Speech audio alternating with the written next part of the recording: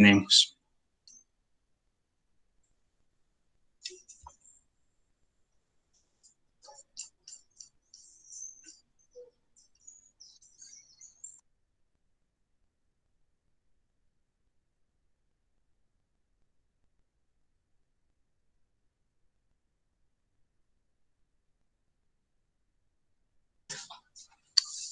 Listo, ya inició la grabación. Y pues como es la sesión de cierre, pues les tenía una sorpresa que era una presentación en PowerPoint. Eso es muy atípico en mis clases, pero pues dije, si es la última clase, ¿por qué no hacerlo? Entonces, pequeña presentación que espero sea de utilidad. Me confirman, por favor, si están viendo la pantalla. Eso es lo máximo que yo he hecho en torno a la innovación educativa, realizar esta presentación en PowerPoint. Listo, perfecto. Bueno, en la sesión de hoy vamos a hablar de un proceso. No voy a estar viendo la pantalla, entonces no me daré cuenta del chat. Ahorita abriré un espacio de preguntas o comentarios si es del caso. Vamos a tener una sesión que en particular ha dado mucho de qué hablar en las ciencias de la educación, una corriente pedagógica que busca justamente de alguna manera asesinar la misma o lo que consideramos nosotros como pedagogía, que es las teorías de escolarización. Es decir, con un texto algo muy complicado de conseguir en Colombia, casi que imposible, que es La escuela ha muerto, de Ever Reimer.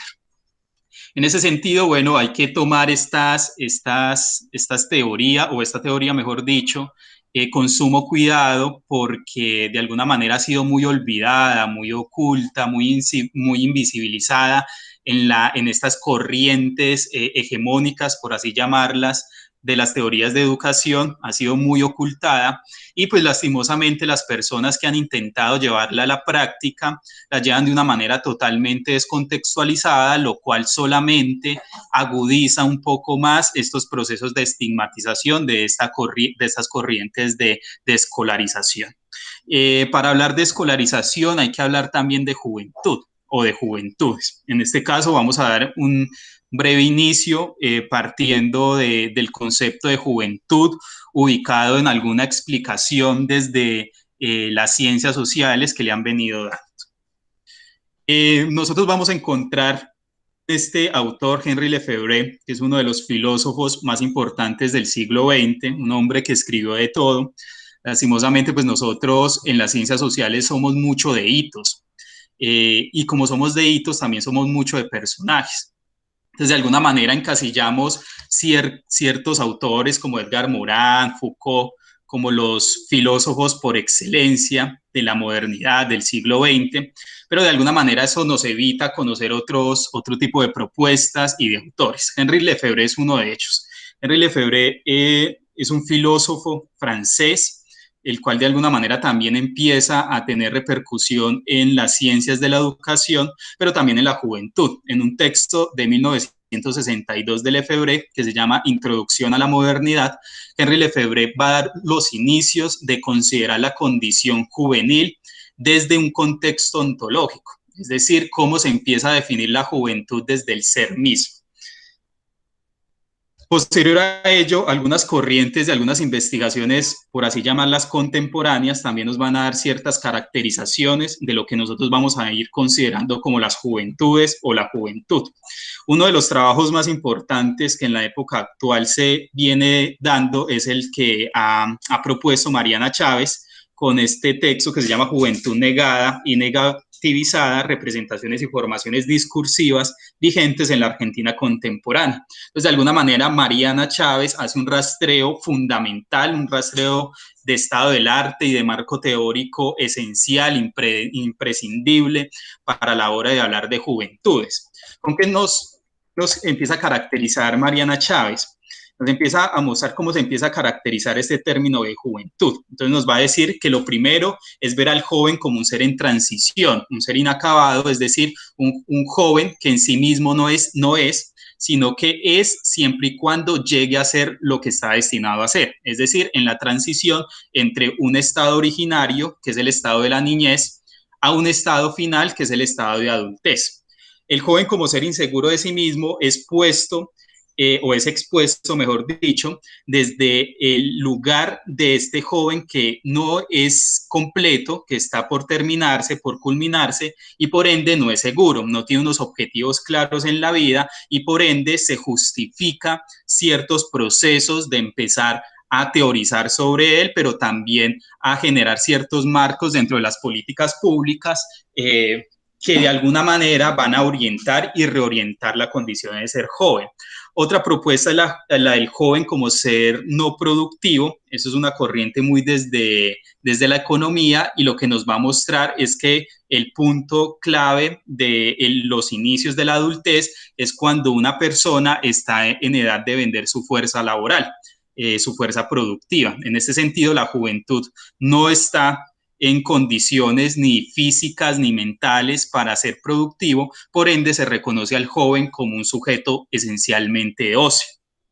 Y por último, es el joven como ser incompleto, que de alguna manera viene muy de la mano con este joven en transición, y es la mirada del joven como un ser que todavía no ha sido acabado, pero que está en proceso de llegar a su etapa de culminación, muy a los procesos productivos casi, si se quiere. Por ejemplo, piensen ustedes en la fabricación, no sé, de una silla, y la juventud sería apenas cuando la persona va a empezar a ensamblar las patas de la silla con la parte base de la misma. Es decir, la juventud no es un ser constituido, como si nos lo mostraba Henry Lefebvre desde 1962. Pero también vemos como un joven que se niega, un joven sin deseo, un joven desinteresado por el proyecto serio, y este proyecto serio es el que viene siendo agenciado por este sector generacional de la población, que es el adulto.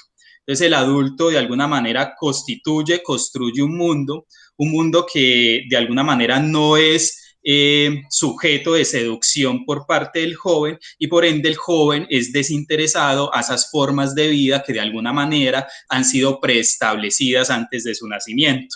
Acá hay otra forma de caracterizar al joven, y es como ser desviado. Acá juega un papel fundamental los medios de comunicación, porque si bien miren ustedes cómo empiezan a categorizar a los jóvenes por estos medios de comunicación, lo muestran justamente participando en robos, participando de alguna manera en actos vandálicos, entre otros, pero no hay un rango de difusión importante, al menos cultural, artístico, estético, de ciertas propuestas de las juventudes. De alguna manera, la juventud para los medios de comunicación siempre estará mediado por esa potencialidad de generar algún tipo de peligro dentro del orden social establecido. Acá viene de la mano con este joven como ser peligroso, pero también tenemos esa caracterización del joven, y viene muy de la mano al joven con esa incapacidad de generar procesos de agencia. Es un joven víctima del desarrollo, un joven víctima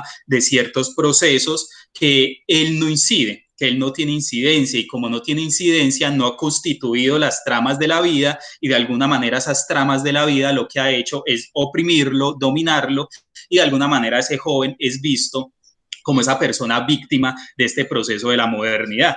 Y finalmente vemos a este joven rebelde o revolucionario, que también se ha catalogado desde estos estados biocronológicos, es decir, cómo la forma de vida se adapta a unos procesos cronológicos determinados, que uno dice, bueno, es que está en la etapa de la adolescencia, por ende tiene un comportamiento algo transgresor, por ende es más susceptible a tener influencias de ciertas corrientes, de alguna manera contraculturales, contrapolíticas, contrarreligiosas, etcétera, etcétera.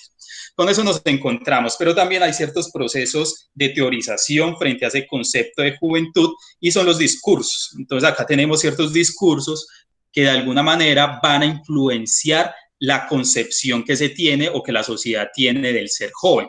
Acá vemos este discurso naturalista, que es básicamente la condición biológica natural que tiene el joven, esta condición va a ser universal, toda vez que si es un rango de tiempo únicamente y si a ese rango de tiempo le atribuimos ciertas características físicas, es decir, un cuerpo que todavía no está desarrollado, que le está saliendo algún tipo de vello donde no lo tenía, eso es una característica que podríamos considerarla como universal, porque si se da acá en Colombia, se podría dar también ese proceso natural en China, por ejemplo.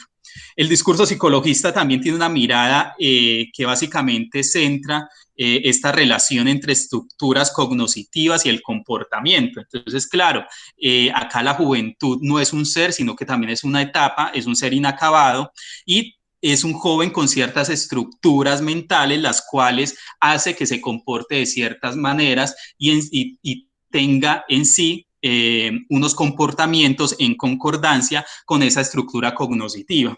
Y el otro discurso que entra a imperar acá es el discurso de la patología social, como aquel pedazo de la sociedad que de alguna manera está enfermo, no se adapta a estos criterios generales, a estas formas de vida de la adultez y por ende esa enfermedad va a ser fundamental para lo que más adelante vamos a observar con esos procesos de escolarización, porque los procesos de escolarización bajo este discurso de la patología social va a hacer que de alguna manera la educación sane este individuo o este sector generacional de la sociedad, que lo sane y que de alguna manera se adapte a otro conjunto de la sociedad que está sano, que va a ser el adulto, el que es adulto. Y los últimos dos discursos, el de pánico oral, que viene mucho en concordancia con la mirada del joven como aquella persona peligrosa, susceptible a generarme dolor, a infligirme dolor, a ir en contra de la ley. Piensen ustedes en los lenguajes populares, en conversaciones cotidianas, cuando, por ejemplo, se empiezan a categorizar, por ejemplo, los barristas. Entonces, de alguna manera, el imaginario que se tiene del joven barrista es que es mucho más peligroso que un barrista adulto, porque esta persona, por así llamarla, siguiendo el mismo lenguaje cotidiano, es mucho más atravesado que una persona adulta. Entonces, de alguna manera, esto es un discurso que de alguna manera nos está evocando esa condición de las juventudes. Y el último discurso con el que nos vamos a encontrar es el discurso sociologista, que viene muy de la mano con esa caracterización de la juventud como víctima. Acá vemos el joven como víctima del proceso de globalización, de la modernidad. Por ende, esto tiene ciertas consecuencias porque pues, es un joven que no va a involucrarse en la acción social. Es un joven que de alguna manera sus formas de vida ya están preestablecidas, por ende es un sujeto que no piensa. En ese sentido, acá tenemos otro tipo de caracterización de la juventud, que son las perspectivas históricas. La primera es las perspectivas organísticas, la cual justamente lo que nos va a mostrar son ciertos factores entre el cuerpo y la edad. Las sociopsicológicas es la adolescencia explicada desde una perspectiva esencialmente traumática, desde procesos de rebelión, como estos procesos transgresores de la sociedad, y culturalistas que de alguna manera van a ver el tratamiento de la juventud no como algo establecido por una generación, sino como una cultura. Entonces, casi que la condición de juventud tiende a considerarse como cultura y por ende empieza a ser objeto de estudio por parte de diferentes disciplinas como la antropología cultural, si es el caso.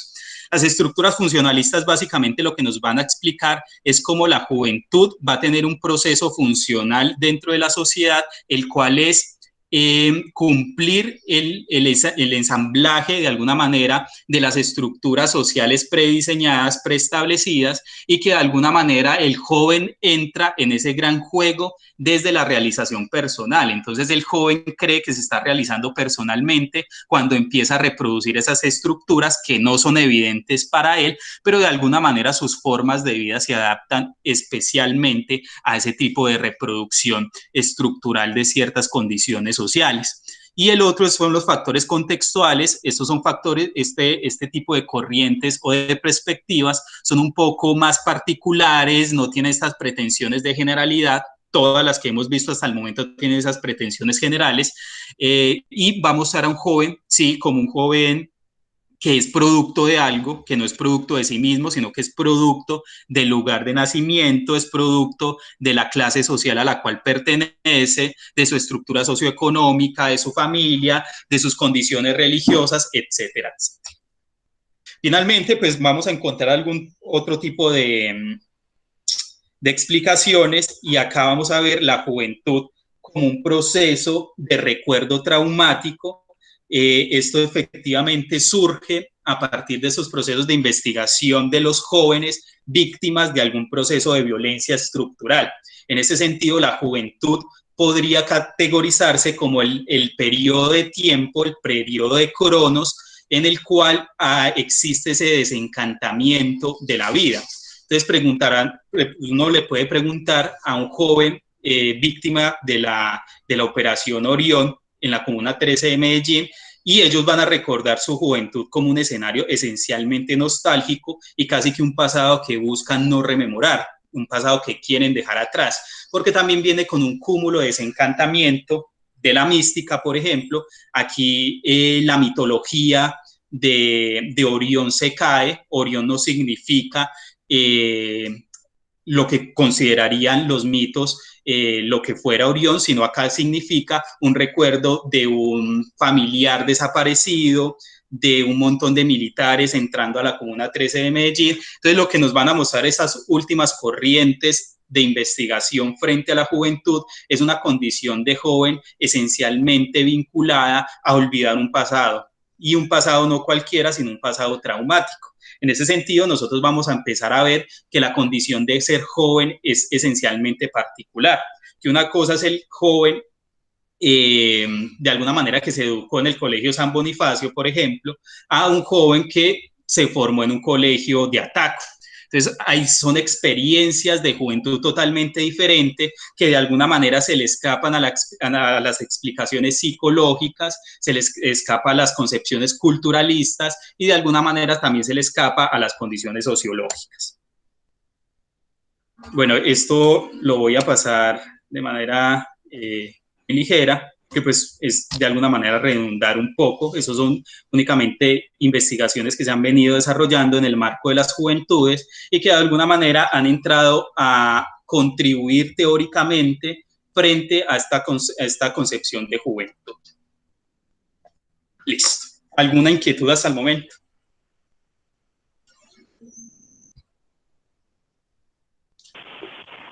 No, profe, pero más que una pregunta es como una reflexión de cómo se estigmatizan a los jóvenes, ¿no? Y cómo también esa reproducción de ese discurso gracias a los medios de comunicación, empieza a calar también en muchos adultos, estigmatizando a los jóvenes como vagos, como que no quieren hacer nada, como los famosos millennials que solamente quieren plata y ya. Pero que en realidad, digamos, sobre todo en este semestre, hablando mucho más con los chicos, me he empezado a dar cuenta como realmente, si bien, por supuesto, existen jóvenes así, hay otros que sí realmente están buscando la transformación social, se están dando cuenta de las problemáticas y quieren romper con ese círculo vicioso del adulto. Muchas veces escuchaba, por ejemplo, en espacios de conversación, cómo ellos ven a ese adulto quejambroso, que todo el tiempo está afanado, triste, con ansiedad, etcétera, y dicen como, eso es lo que menos nosotros queremos ser, y saber que vamos a llegar allá, pues, ¿por qué no tener una mirada diferente también de ser adulto? Entonces, no sé, eso me puso como también a reflexionar de lo que estabas diciendo de los discursos y de la estigmatización del joven. Listo, muchas gracias, compañera Gina. Sí, efectivamente, esto ha sido producto, o bueno, objeto, mejor dicho, de muchas investigaciones en torno a la percepción generacional. Y lo que han de alguna manera mostrado estos estudios, estas investigaciones, es que hay un eje casi que compartido en todas las épocas históricas que se han dado, y esa concepción de la percepción entre las diferentes generaciones. Entonces hay una visión del joven que percibe al adulto de tal forma, y esa percepción que se tiene muchas veces es la negación. Entonces yo me involucro en ciertos aspectos toda vez que no sean aspectos donde pertenecen los adultos. Entonces esta visión de la percepción ha jugado un papel algo negativo, al menos lo veo de esa manera, porque ha hecho que el joven empiece a observar ciertos procesos importantes para la vida, como son la política, la economía, y empiece justamente por ese pensamiento de distinción, de contrario, es decir, yo me reafirmo como joven toda vez que me niego como adulto. Entonces, de alguna manera, se han venido desvinculando estos procesos de agencia social, de participación de políticas públicas, de observar la política como algo aburrido, tedioso, como el abuelo, etcétera, etcétera. Eso ha traído esos procesos muy, muy negativos, pero es curioso porque también la percepción de ser joven por parte de los estados, y acá, por ejemplo, la percepción de ser joven hombre. La percepción de ser joven hombre desde los griegos está mediado como el hombre guerrero, el joven guerrero. Casi que siempre se pensaba desde los griegos, y si se quiere hasta la actualidad, miren ustedes lo que ha hecho el Ejército Nacional de Colombia, que es asimilar la condición de juventud únicamente como una vocación para participar activamente en la guerra. Entonces esas cuestiones de percepción no son gratuitas, no es únicamente un discurso que efectivamente nos da cierta explicación frente a la condición de las juventudes, sino que este tipo de percepciones tiene un vínculo muy estrecho, muy íntimo, si se quiere, con los procesos prácticos de la vida. Entonces, en ese sentido, esos imaginarios que tiene el adulto, el joven, se ve materializado en políticas de estigmatización, de ocultamiento, invisibilización, pero de alguna manera la percepción que tiene el joven del adulto también se ve materializado en que el joven ya no ve atractivos ciertas cuestiones fundamentales que de alguna manera rigen su vida. Entonces eso es fundamental tenerlo en cuenta en cuestiones de la percepción generacional que se han venido dando. Muchas gracias, Gina. Y en torno a esto, bueno, ¿para qué hablar de juventudes? Para hablar de desescolarización, pues anteriormente hablábamos de la condición de juventud, pero muchas de esas condiciones de la juventud ha permitido que de alguna manera se justifique la presencia de la escolarización. En este sentido, hay un contexto, no sé si ustedes han leído, me confirman por favor el micrófono, si han leído Contra el método de Feyerabend. No, profe. Ok, gracias. Tampoco, profesor. Ok, muchas gracias. Adriana, ¿ha tenido contacto con ese texto?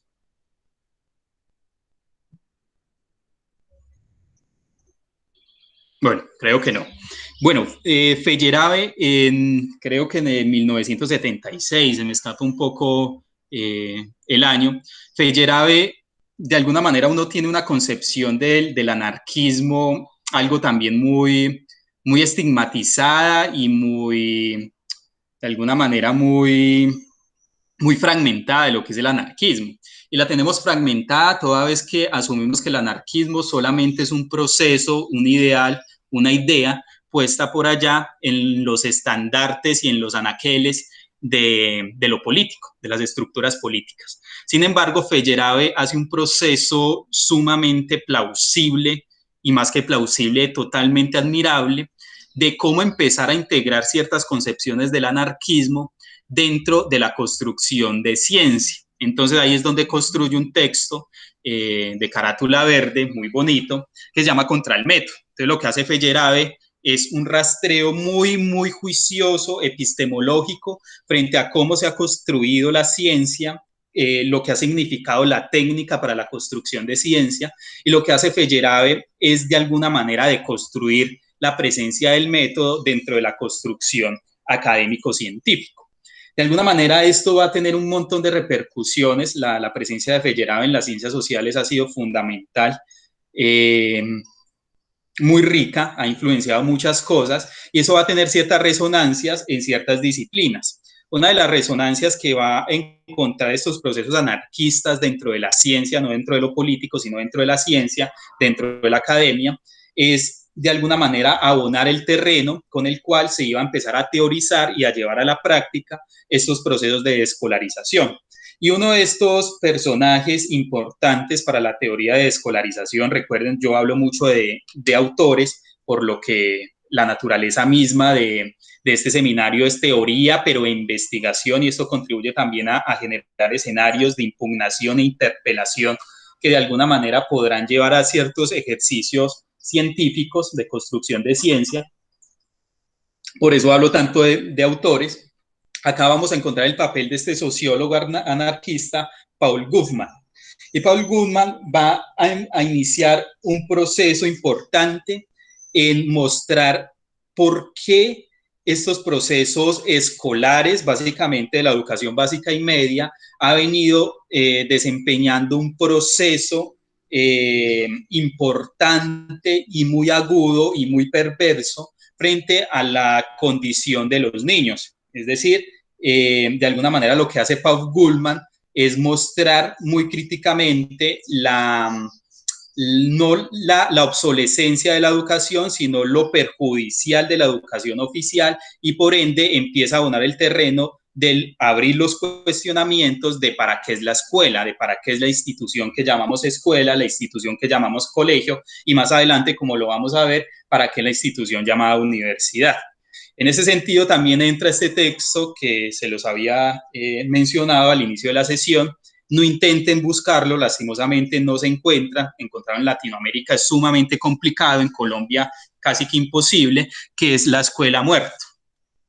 Y La Escuela Muerto hay que tener en cuenta cierto contexto en el cual surge este texto de Herbert Reimer. De alguna manera, lastimosamente, los autores actuales colombianos de los cuales he tenido conocimiento, que ojalá la academia fuera un poquito más sana, que me permitiría nombrarlos, pero no se puede, ciertos procesos de investigación que han intentado llevar estas tesis y estas premisas de la desescolarización al terreno investigativo y práctico colombiano han desconocido cosas que a uno le parecerían muy básicas. Y de alguna manera este desconocimiento han llevado que esos procesos académicos en universidades tengan una esperada y justificada no aceptación, unos señalamientos muy justificados, y justamente lo hacen porque estos autores y estos investigadores desconocen ciertas cuestiones tan básicas como el contexto,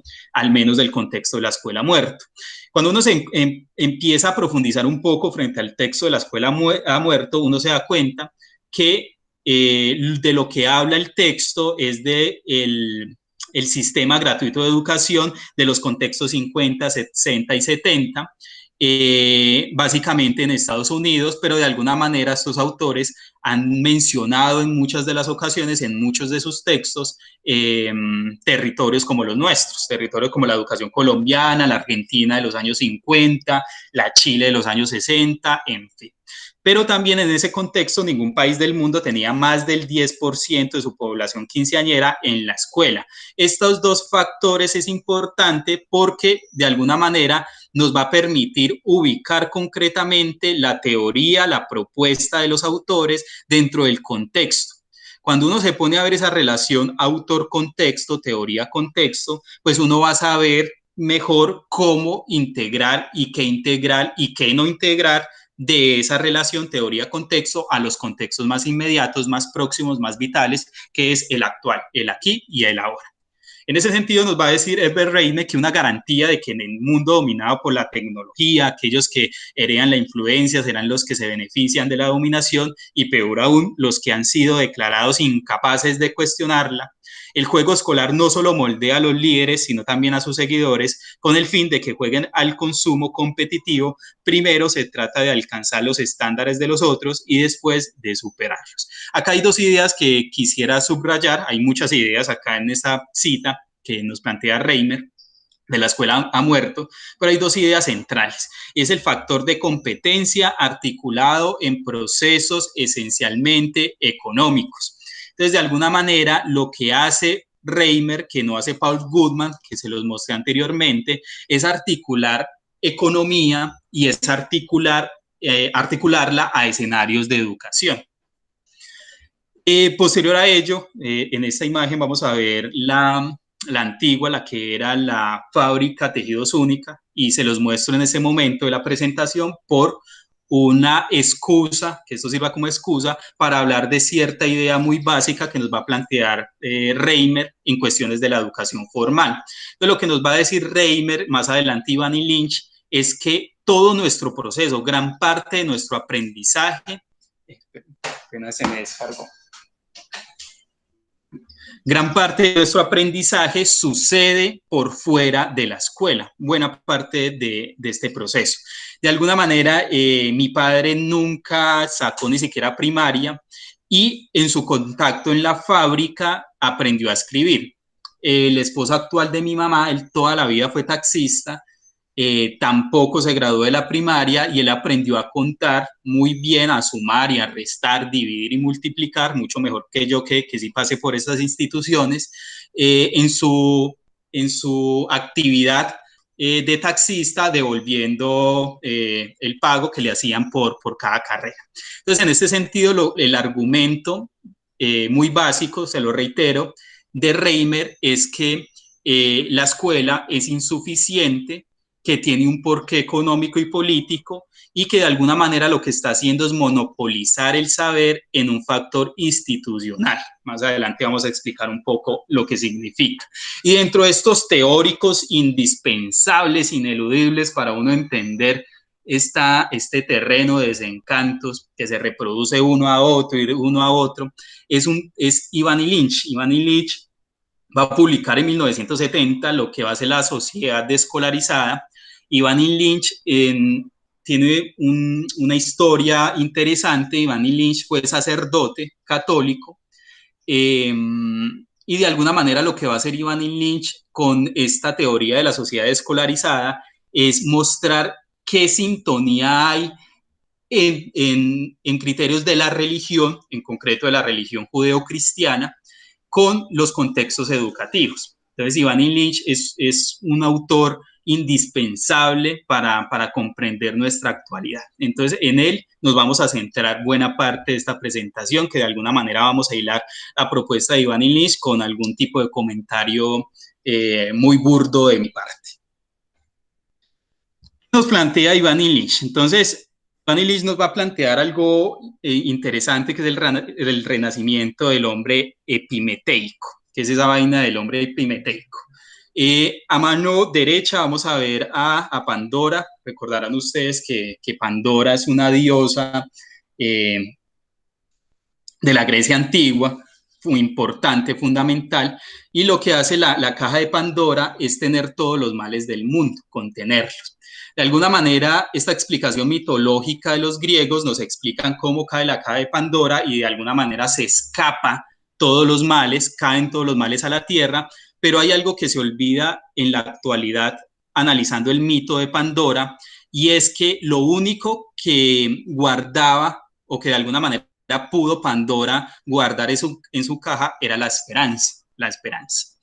Por el otro lado vemos a Epimeteo. Epimeteo era hermano de Prometeo. Acá hay algo importante, y es que Prometeo de alguna manera tenía la facultad de adelantarse en el tiempo y por ende Prometeo planificaba sus acciones en la actualidad para no embarrarla a futuro. Epimeteo no. De alguna manera muchos de los relatos griegos que uno se encuentra tildan a Epimeteo como una persona sumamente bruta, entre comillas, incapaz, y de alguna manera se convirtió en un término que los griegos utilizaron mucho para referirse a una persona incapaz que cometía de alguna manera actos para la sociedad totalmente ilógicos. Y lo que hacía Epimeteo, a diferencia de su hermano Prometeo, era un pensamiento totalmente retrospectivo. Entonces, él nunca pensaba en el futuro y, por ejemplo, por eso sus acciones eran totalmente desvinculadas del porvenir. Por eso, de alguna manera, explicaban los griegos que Epimeteo la embarró tanto que llegó en un proceso en el cual Epimeteo le dio un montón de de valores y de capacidades a los animales, le dio la capacidad de volar, le dio la capacidad de caminar rápido y se olvidó del hombre. Entonces el hombre quedó por allá desnudo, incapaz, como en la actualidad somos, totalmente incapaz porque Epimeteo de alguna manera no se adelantó de que los hombres necesitaríamos de esas facultades de las cuales gozan los animales. Entonces, en todo caso, Prometeo, como se adelantaba el tiempo, le dijo, venga, Epimeteo, usted se va a enamorar de Pandora, no se enamore de Pandora, porque lo que va a generar esa unión amorosa va a hacer que justamente se caiga esa caja de Pandora y que en la tierra caigan todos los males. Epimeteo, como pues, nunca pensaba en el porvenir, pues se casó con Pandora y sucedió lo que tenía que suceder. ¿Qué es lo interesante de este mito? Lo interesante de este mito es que acá nosotros vamos a identificar dos cosas, y es la diferencia entre expectativa y esperanza. Entonces, de alguna manera, lo que nos va a explicar Iván Illich es cómo en la modernidad nosotros estamos volcados esencialmente en la expectativa y hemos olvidado la esperanza, porque no hemos sabido resignificar y traer a presencia ese mito de Pandora. Se nos puede escapar todo se nos puede escapar, todo se nos puede diluir de las manos, nuestra vida se puede empezar a caer a pedazos al lado de nosotros. Y lo único que nosotros no podríamos ceder, según el mito de Pandora, sería la esperanza. El hombre moderno ha olvidado eso y se ha centrado en la expectativa. La expectativa es diferente a la esperanza, porque la esperanza es una vocación que tienen los humanos para colocar la fe en la naturaleza. La expectativa no, la expectativa es un proceso esencialmente humano, es decir, un humano que modifica su entorno y por ende tiene expectativas partiendo de sus capacidades. Acá nos va a explicar Iván Illich que a partir de este hombre epimeteico, que él dice que hay que renacer ese hombre epimeteico, y de alguna manera anclarlo con esta concepción de la esperanza de Pandora es fundamental en los procesos de educación, porque los procesos de educación, más que los procesos de educación, veámoslo un poquito más general, un poco más amplio, un poco más holístico, y veámoslo como la época moderna. Entonces, lo que nos va a explicar Iván Illich es que el hombre moderno tiene una necesidad grande de adelantarse al porvenir y asimismo empezar a entretejer su presente con lo que se viene. Para Iván Illich, y nos lo explique de una manera casi que hermosa, lírica, nos va a decir que este proceso ha llevado a una dependencia cada vez mayor entre los individuos y las instituciones.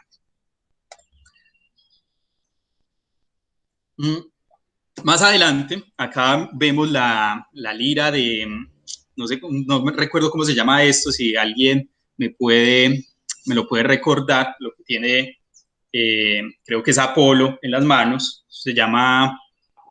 Arpa. Arpa, ¿no? Creo que es una arpa. Muchas gracias, Gina. Listo. Acá vemos una cita de Platón de la República que dice la tensión de la necesidad y la tensión de la libertad, la tensión de lo infortunado y la tensión de lo afortunado, la tensión del valor y la tensión de la templanza dignas del ciudadano. Es una cita de la República de Platón.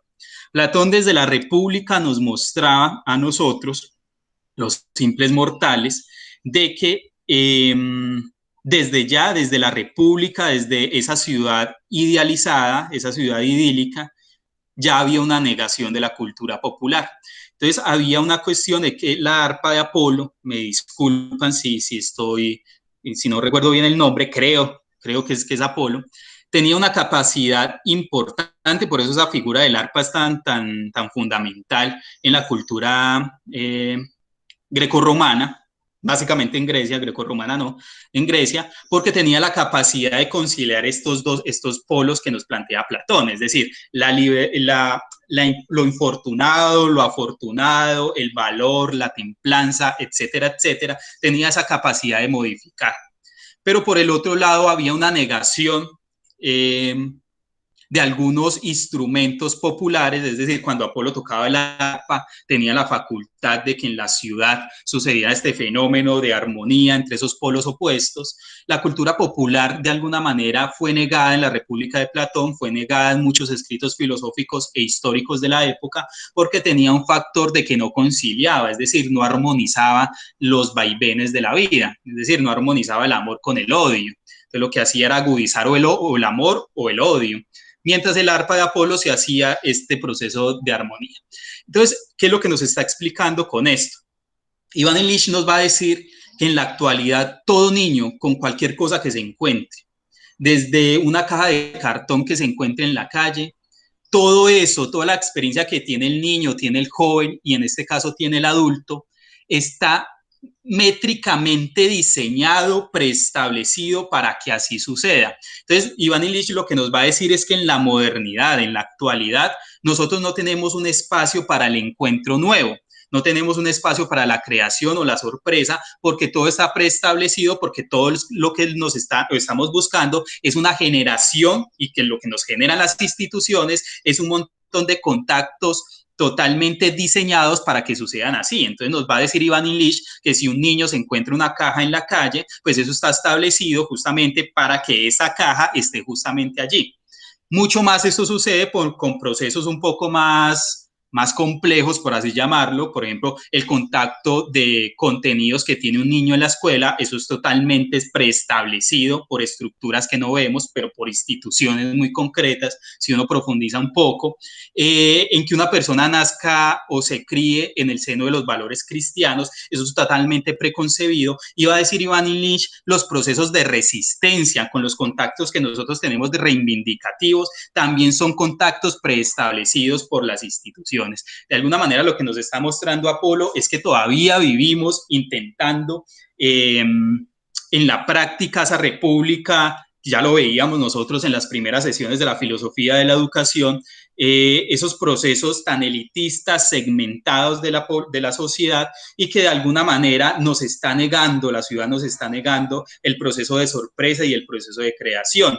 ¿Por qué? Porque, claro, como intentamos siempre armonizar esos polos opuestos, volvemos a lo mismo, nos ubicamos mucho más en el escenario de Prometeo, intentamos que todo esté tan bien diseñado que nada se salga de nuestros marcos de lo que esperamos, desde la expectativa que como humanos y como sociedad tenemos, como hemos perdido también esa mística con la esperanza, con la fe en la naturaleza, de lo que no tenemos control, lo que se nos escapa de las manos, lo que decimos, bueno, eso ya no hace parte de nuestro nivel de injerencia, esto ya se salió de las manos, como no tenemos, como esa ciudad es un poco más negativa que la ciudad un poco más segura, que todo está preestablecido, pues es uno de los justificantes que nosotros vamos a encontrar para que existan instituciones que se encarguen de impartir ciertos conocimientos. Entonces, acá nos va a mostrar, o vamos a mostrar, cómo se han generado esos procesos tan íntimos de la necesidad de justificar la presencia de ciertas instituciones, al menos en criterios muy básicos. Entonces vamos a encontrar, por ejemplo, la vida familiar la vamos a reconocer como una institución de consumo, como un proceso de ingresos y egresos, como un proceso de cómo compramos, qué compramos y qué no, y de alguna manera la vida familiar en la modernidad está sumida y bien atravesada por esos procesos de consumo. Esos procesos de consumo nacen parte de unas instituciones concretas del sistema económico y productivo, como la idea de política también viene a empezar a relacionarse un poco a la idea de los partidos políticos, de la institución. Entonces nosotros casi que pensamos en política y nos imaginamos, por ejemplo, en los partidos colombianos, nos imaginamos el Polo Democrático, el Partido Conservador, el Centro Democrático, pero olvidamos que lo político se escapa y nos es contenido por lo institucional. Y asimismo, seguridad, si quisiéramos cambiar esa seguridad por tranquilidad, también la hemos asumido que depende de ciertas instituciones. Acá vemos una imagen de la Policía Nacional que No basta con profundizar mucho para decir que las personas en la actualidad en Colombia no sienten, antes se sienten mucho más inseguras con la policía, pero pensemos un poco más abierto, pensemos por ejemplo en los conjuntos cerrados, pensemos en las cámaras, todo esto hace parte de instituciones que prestan el servicio de algo. Asimismo, miramos en esos procesos de escolarización, así como la seguridad depende de instituciones, así como la política depende de instituciones, así como la vida familiar depende de instituciones, pues los procesos de conocimiento, de saber, también dependen de instituciones, como la tranquilidad no solamente la consiguen con instituciones, con la policía, con cámaras, sino que la tranquilidad se consigue con otro tipo de aspectos, como los aspectos políticos también es un criterio integral. Acá yo estoy haciendo política y me estoy desmarcando de un montón de partidos, y la vida familiar es mucho más compuesta por unos contactos y unos lazos de amor concretos que se le escapan a los criterios de consumo, compro, oferta y demanda. Asimismo, los procesos de escolarización, de saber, de generar conocimiento, también se le escapan a la educación. Entonces, lo que nos va a mostrar Iván y Lynch es que todo está diseñado, la modernidad está diseñada para que tengamos una dependencia casi inexpugnable, casi que no podemos inexpugnar ese tipo de dependencia que tenemos con las instituciones porque nos cuesta mucho, pero asimismo eso permite y hace que se nos escape lo esencial, es decir, que se nos escape lo esencial de la tranquilidad, que se nos escape lo esencial de lo político, que se nos escape lo esencial de la vida familiar y asimismo que se nos escape trágicamente lo esencial de la construcción del saber y la construcción del conocimiento. Entonces, a esto lo va a denominar Iván y Lynch, le va a poner un término que se va a denominar como las burocracias del bienestar social. Ahí tenemos una imagen, no es por tener algún tipo de sintonía con el título de la obra La Escuela Muerto, pero resulta que en los años 50 en México, esta concepción, ustedes saben que los imaginarios sociales son diferentes de una época a otra, pues resulta que en México, en los años 50, se tenía un imaginario de que era muy bien visto que una persona naciera en un barrio, en una casa, y muriera en esa misma casa.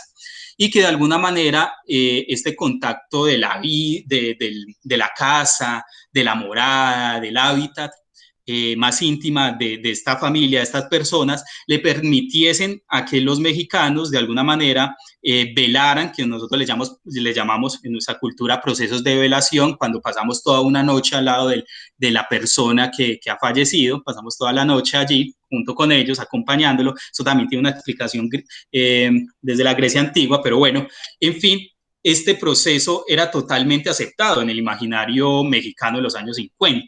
En la actualidad no sucede así. En la actualidad los imaginarios que tenemos es que si una persona no sale del barrio en el cual nació, no sale de la casa a la cual nació, o el barrio, o si se quiere la ciudad, es una persona que no ha tenido una movilidad social importante, una movilidad social en criterios esencialmente económicos. Entonces, en el imaginario actual mexicano se tiene esa concepción, si se quiere en la nuestra también, esa concepción que si yo nazco en el barrio X, en la casa tal, donde nacieron mis abuelos, donde murió mi abuelo, crecieron mis padres, murieron mis padres, y ahí sigo yo, eso en el imaginario colectivo, pues es una muestra de inmovilidad social y está negado. Asimismo, los procesos, hoy es muy satanizado, por así llamarlo, que los procesos de velación se den en el seno familiar, se den en la casa. Entonces, por eso hay una necesidad concreta de que ese proceso de velación ya pase a una institución. Entonces ya pasa a una institución que no solamente ofrece el ataúd, los procesos funerarios, etcétera, etcétera, sino que presta una sala dispuesta para que las personas velen a sus muertos allí. Entonces ahí hay una dependencia que en los años 50 en México no había, al menos en los criterios de velación, con la institución. El proceso de velación dependía de la familia y del proceso muy en el hogar, muy íntimo, que se le hacía al familiar que había fallecido. En la actualidad no, en la actualidad es casi que impensable si se quiere, es tildado, y es más que eso se ha generado un proceso también de que da miedo, de que porque el alma se queda allí y que necesita un proceso un poco más acompañado de cierta ritualización religiosa para que el alma pueda trascender al cielo y que de alguna manera se sienta tranquilo, porque el hecho de que las personas estén acompañándolo en la velación significa que todavía no ha trascendido ese espacio de lo corpóreo a lo supranatural. Eso se le denomina Iván Illich como las burocracias del bienestar social. Entonces nos va a decir Iván Illich que la pobreza se refiere entonces a aquellos que han quedado cortos respecto de un publicitado ideal de consumo en algún aspecto importante. En México son pobres aquellos que carecen de 3 años de escolaridad y en Nueva York aquellos que carecen de 12 años. Acá se enseña a pensar como rico y a vivir como pobres. Eso es importante, ¿por qué? Porque lo que nos va a mostrar es que estos criterios de consumo, competencia, va a empezar a ubicar ciertos criterios. Entonces, pensemos en la escolarización. Es importante medir, por ejemplo, qué lugar, cuando uno va a hacer un análisis, por qué la educación finlandesa es buena y por qué la educación estadounidense es precaria y por qué la educación en Colombia también es muy mala y por qué la educación en Chile es muy buena. Pues eso depende de ciertos criterios establecidos, de ciertos estándares que van desde la cobertura que tenga un país para ofertar este servicio, que no debería ser un servicio, pero lastimosamente lo es, ese servicio de educación, pero también el rango de escolaridad que tienen las personas miembros de ese país. Entonces, en ese sentido, nosotros decimos que Colombia está retrasado en criterios educativos porque, primero, no tiene los índices de cobertura que tienen otros países de América Latina. Segundo, porque el nivel de escolaridad es muy bajo. Y tercero, porque ha tenido un mal desempeño materializado en pruebas muy bajas, en estas pruebas estandarizadas, como las pruebas PISA, las pruebas AverPro, etcétera, etcétera. Entonces, Iván Illich lo que va a decir es que estos criterios se vuelven mucho más complejos, es decir, esa cuestión de las burocracias del bienestar social, esa dependencia a lo institucional, va a ser mucho más complejo, porque es lo que va a empezar a ubicar ciertos rangos de medición. Entonces, yo se los planteé en criterios un poco más macro, pero pensemos en criterios un poco más íntimos, como nuestro proceso de formación también es vinculado al proceso de competitividad, articulado por ese pensamiento sumamente absurdo y perjudicial de estudiar para ser alguien en la vida. Entonces, eso más adelante lo vamos a ir desglosando un poco más. Entonces, acá es donde yo digo que en la modernidad los pobres son caracterizados como los nuevos jóvenes. Recordemos, el pobre, cambien acá la palabra joven por pobre y nos vamos a encontrar como pobre como ser en transición. Ya no desde el joven en transición desde la niñez a la adultez, sino vamos a encontrar al pobre desde lo pobre en transición a lo rico. Joven como ser inseguro de sí mismo, por ende, también el pobre como inseguro, como incapaz, el pobre como como sujeto improductivo, pues no participa igualmente que otros sectores, al menos en el Producto Interno Bruto de la nación, el pobre como un ser incompleto, el pobre como un ser desinteresado y sin deseo de lo que le muestra la sociedad de consumo, burocratizada, un pobre, desinteresado en esos tipos de aspectos, en la opulencia, un pobre también como ser desviado, pero también acá tenemos en estos análisis, en estas investigaciones muy grandes que se han hecho en el Medio Oriente, en Europa Oriental, de estos procesos como no es el miedo al inmigrante, sino es el miedo al inmigrante pobre, pues acá nosotros también tenemos a ese pobre como este conjunto de la población susceptible a hacerme daño, susceptible a atracarme, susceptible a generar un montón de aspectos, el pobre como peligroso, el pobre también víctima de estos modelos, el pobre que es pobre porque no ha llevado esos procesos productivos como si lo ha hecho el rico, el pobre también como susceptible a tener cierto tipo de empatía. Esto lastimosamente no se ve en Colombia, pero en países como la Argentina y Chile sí se ha visto este panorama entre la conexión del ingreso socioeconómico con los procesos reivindicativos sociales, un montón de cosas. Con eso nos encontramos con pobres desviados, con pobres peligrosos, con pobres en transición, como pobres incompletos, y acá Henry Lefebvre abogaba, es necesario que la condición de ser joven pase por estos criterios ontológicos, es decir, de estos criterios de considerar el ser joven como ser, no como ser en contraste, no ser como ser en contraposición, ser antagónico, ser como lo contradictorio, no, sino un ser en sí mismo. Pues acá también necesitamos empezar a generar una teorización del pobre en sí mismo como ser, como un proceso ontológico separado de este tipo de caracterizaciones. Entonces, lo que nos va a decir Ivan Illich es que estos procesos de agenciar la pobreza y recrudecer la pobreza vienen siendo agenciados por los procesos concretos de escolarización. Finalmente, si vamos a encontrar un proceso de desescolarización radical en la historia de la humanidad, la vamos a encontrar al menos en la teoría, en la práctica, pues esto jamás sucedió, cuando Fidel Castro en los años 60 y 70 decía que durante los años 80 y durante los primeros años de los años 90, las universidades en Cuba se iban a disolver. Es decir, se iban a disolver y que de alguna manera toda la experiencia revolucionaria de la isla iba a ser un programa académico. Es decir, no iba a existir ni colegio, no iba a existir ni universidad, sino todo el contacto más íntimo que iba a tener en su quehacer diario un ciudadano cubano iba a ser susceptible a llevar procesos pedagógicos.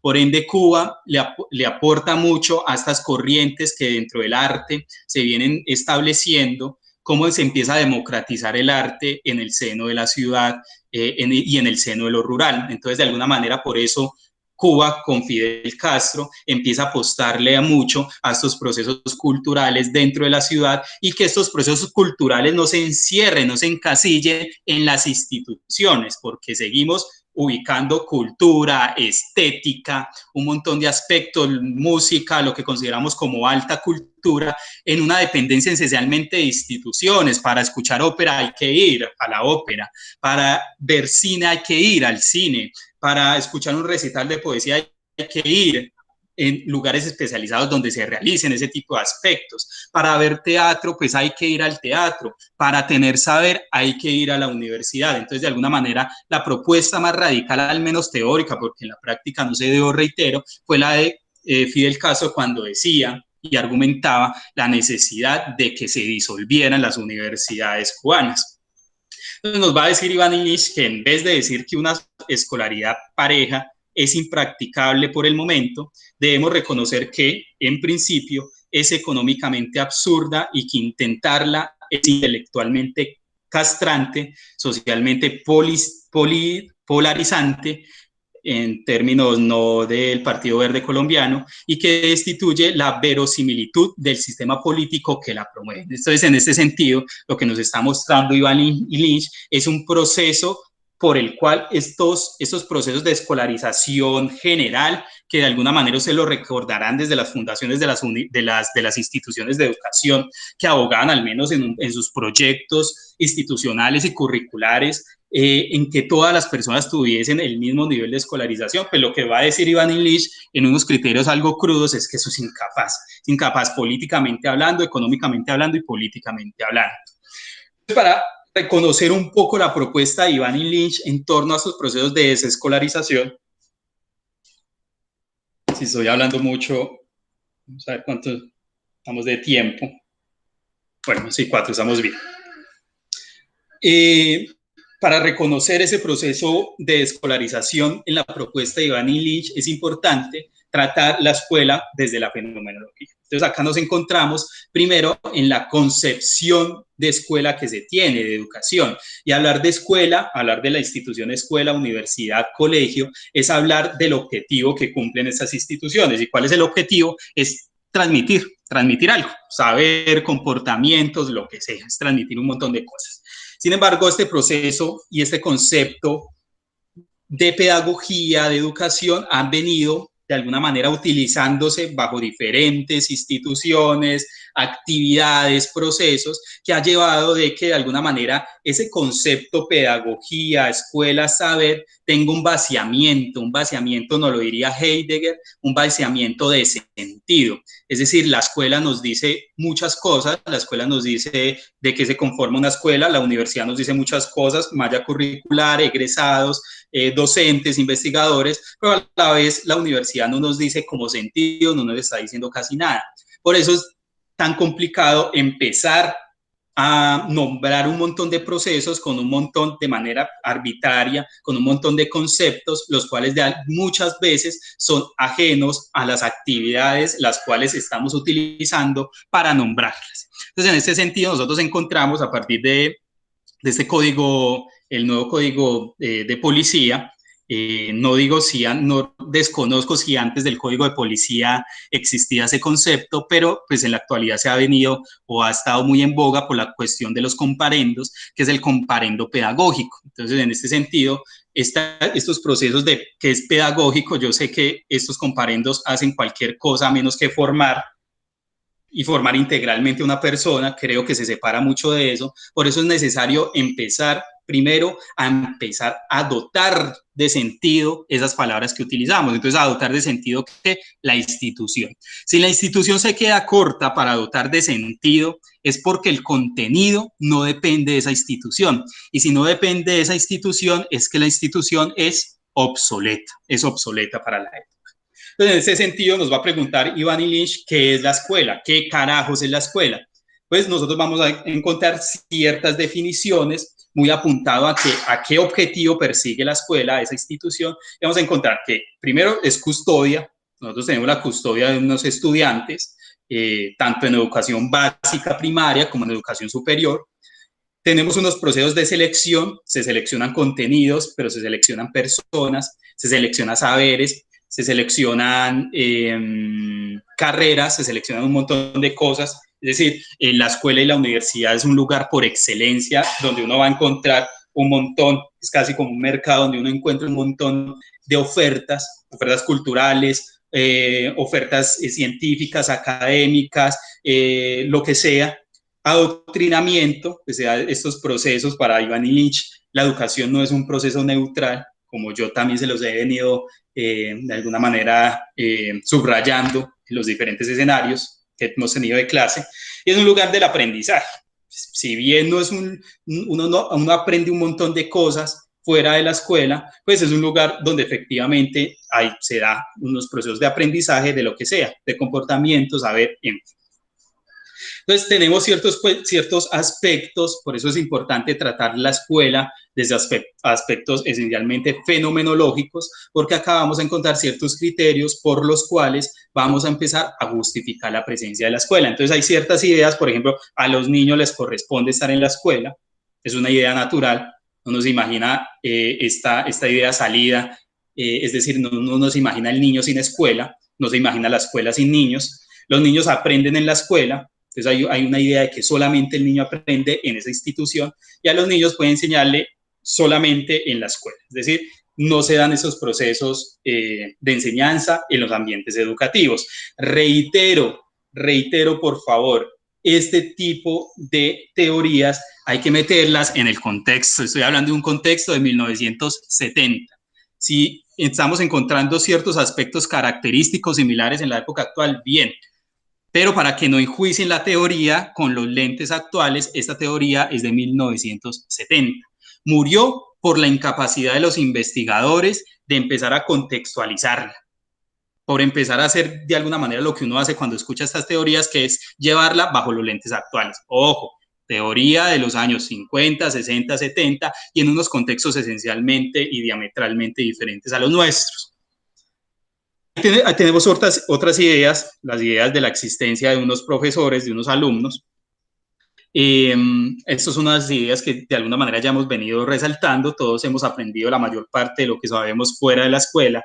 Los alumnos hacen la mayor parte de su aprendizaje sin sus maestros y a menudo, a pesar de estos, la escuela les instruye a los pobres acerca de su propia inferioridad mediante el cobrador de impuestos que les hace pagar por ella, y toda persona aprende a vivir fuera de la escuela. Entonces, estos son ciertas ideas por las cuales Iván Illich va a decir, bueno, esta institución está esencialmente obsoleta, está generando más vicios y la existencia de la escuela es únicamente una muestra de la dependencia que tiene tan grande el individuo, el hombre y la mujer moderna, de tener ciertos procesos desligados a las instituciones.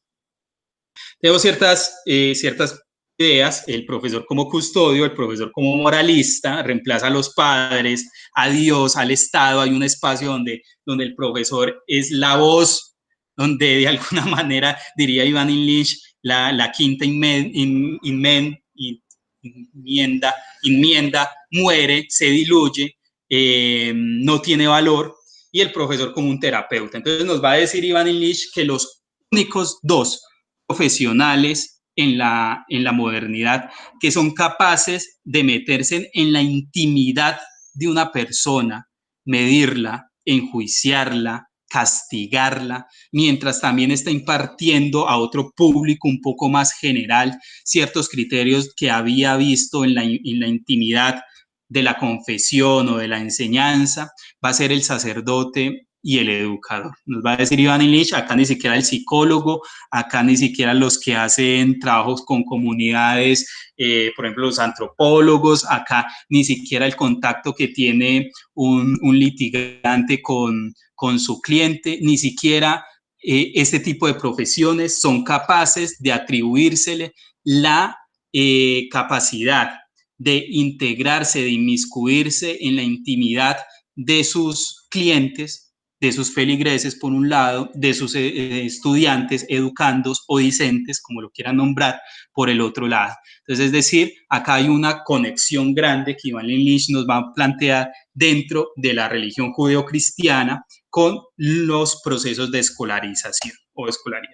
Entonces, acá nos va a decir Ivan Illich, esto lo va a pasar sumamente ligero, pueden leer las diapositivas para ir terminando con la sesión de hoy.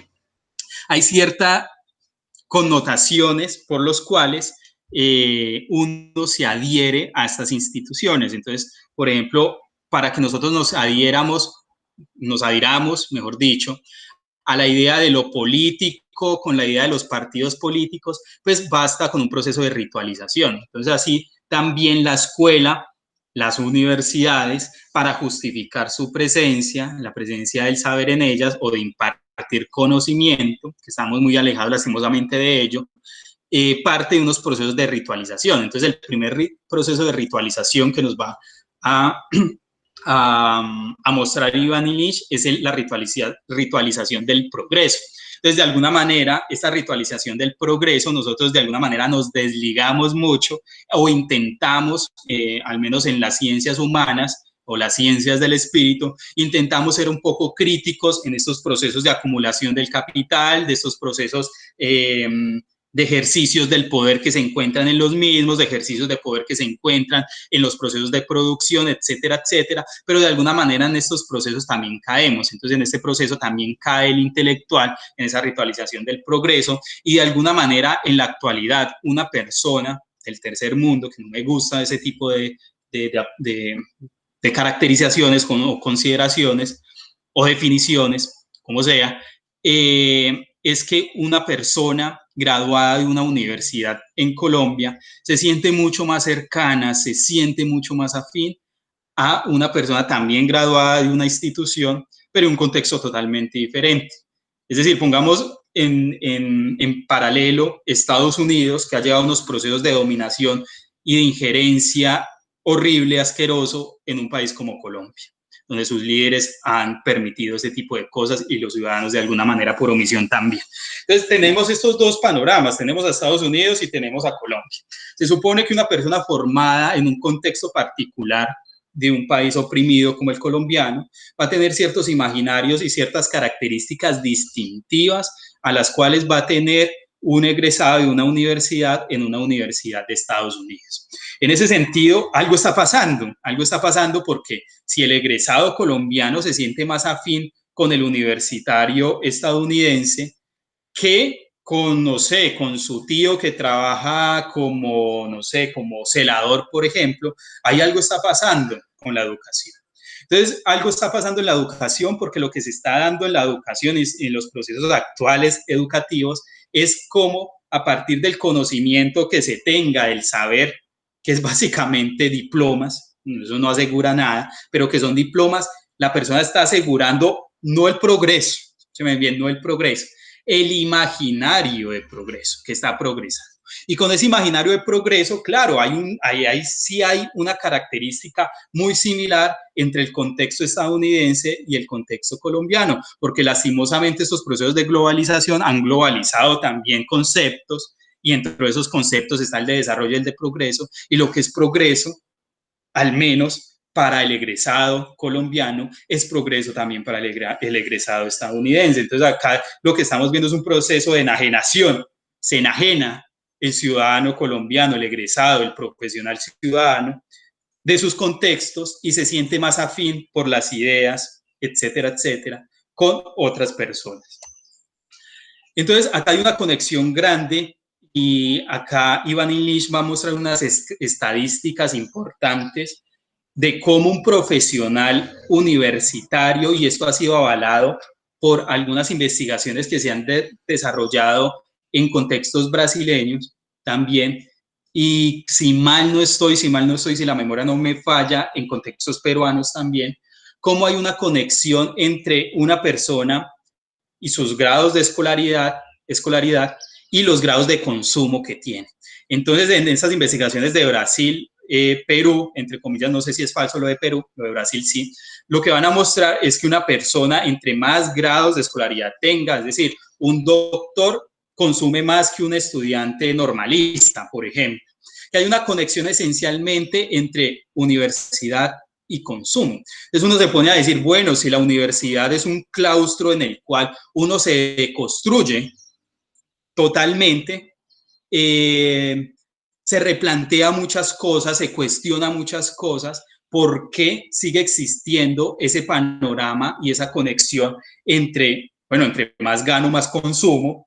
Y por qué ese saber no ha alcanzado o ha sido insuficiente para que no suceda estos procesos contrarios. Entonces hay una relación que nos va a decir Ivan Illich muy estrecha entre el consumo y la escolaridad. Entonces ahí hay una justificación mayor a llevar esos procesos de escolarización, porque es un proceso de darle mayor apertura a los mercados.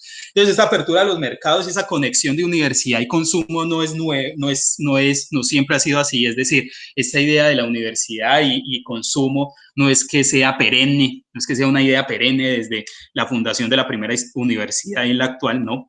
Y nosotros nos vamos a poner a ver, por ejemplo, en las universidades, pongámoslo así, no lo veamos tanto en institución, sino veámoslo en criterios de conocimiento, o veámoslo en criterios de saber.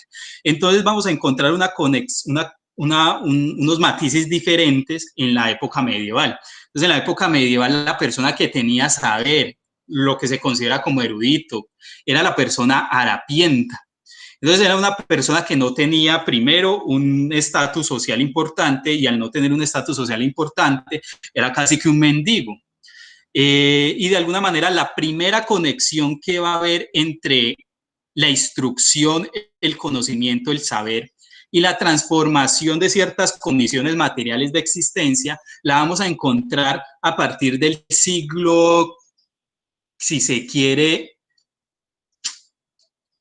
no sé, 10, 11, siglo 10 y 11, con estos procesos escolásticos de la educación. Es decir, una persona para tener una instrucción, pues recibió una educación escolástica en la Edad Media, que era una educación esencialmente religiosa, y ahí es donde vamos a encontrar ciertos procesos que va a cambiar entre la imagen que ustedes ven en su parte izquierda y en su parte derecha, porque el saber ya no va a ser para saber para el saber, sino va a ser el saber para mejorar o transformar ciertas condiciones, y si a eso le sumamos el estatus, Dios mío bendito, pues eso se va a agudizar mucho más. Entonces, claro, acá con lo que nos encontramos con unas características muy nuevas, como mucho más asentadas de lo que se venía viendo por allá en el siglo X y XI, la Edad Media, y vamos a ver la multiversidad moderna. Entonces, la universidad moderna, nos va a decir Ivan Illich, ha perdido por incumplimiento su posibilidad de ofrecer un escenario simple para encuentros que sean autónomos y anárquicos, recordemos Prometeo, Epimeteo, enfocados hacia un interés y sin embargo espontáneos, Epimeteo lo espontáneo, Prometeo lo direccionado y vivaces, y ha elegido en cambio administrar el proceso mediante el cual se produce lo que se ha dado en llamarse investigación y enseñanza. Entonces acá ya nos estamos metiendo de lleno. Anteriormente yo estaba medio adjudicando ciertas ideas de universidad a la propuesta de Ivan Illich, pero a partir de ahora sí vamos a ver qué es lo que dice Ivan Illich frente al proceso de desescolarización, porque recordemos, el único que llevó ese planteamiento de la escuela ha muerto, a la universidad debe morir, fue Fidel Castro. Es un proceso y fue un aire mucho más político, si se quiere, que de un ejercicio académico científico. Pero así, igual, Ivan Illich va a tener unas ideas concretas frente a la universidad y cómo de alguna manera la desescolarización también viene a tener cierta repercusión en el contexto universitario. Entonces Ivan Illich dice, perfecto, la universidad sí, tiene un montón de académicos, un montón de personas que piensan, que tienen un montón de contacto con teorías que le explican el porqué de la vida, el porqué del mundo, que le explican el porqué de lo político, que el porqué de lo económico, le explican del impacto religioso, perfecto. Entonces eso hace que la universidad sea un terreno fértil, importante para que se empiece a generar procesos de transformación cimentados en la crítica social sostenida que tienen las universidades. Hoy por hoy nosotros podríamos argumentar, y ustedes la podrían encontrar en las diferentes marchas estudiantiles, muchos argumentos que dicen que la universidad es el escenario más crítico de crítica, no crítico de crisis, sino crítico de crítica, que se le podría desarrollar a las estructuras sociales. De ahí se podría empezar a mirar por qué se empieza a disminuir tanto el presupuesto para educación superior, por qué se empieza a disminuir tanto el presupuesto a la investigación, por qué se le da prioridad a investigaciones desde la física, la biología, y no tanto a investigaciones de la politología, no tanto a investigaciones desde la filosofía, etcétera, etcétera. Nosotros podríamos encontrar y decir, bueno, es que la universidad se justifica y justifica su existencia porque es la generadora de esa masa, concepto sociológico, de esa masa crítica que va a movilizar y va a llevar el estandarte y las banderas de la transformación social. Pues Ivan Illich dice, bueno, perfecto, esto sí, efectivamente puede que se dé, pero acá hay un marco interesante de que eso no es tan así. Entonces, Ivan Illich, no sé por qué puse estas, pero el ritual que exige tolerancia. Bueno, en fin, entonces Ivan Illich va a decir, perfecto, la universidad como institución va a generar ciertas personas críticas.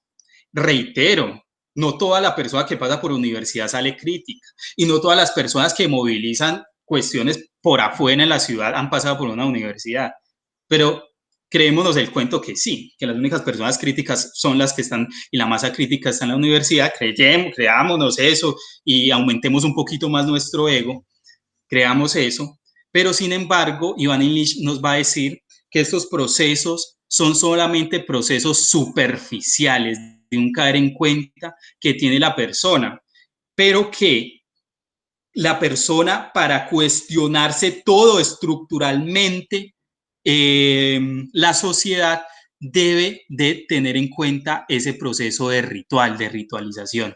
Entonces acá es donde Ivan Illich nos va a decir, perfecto, usted puede conocer un montón de teorías, pero usted es producto de un nacimiento.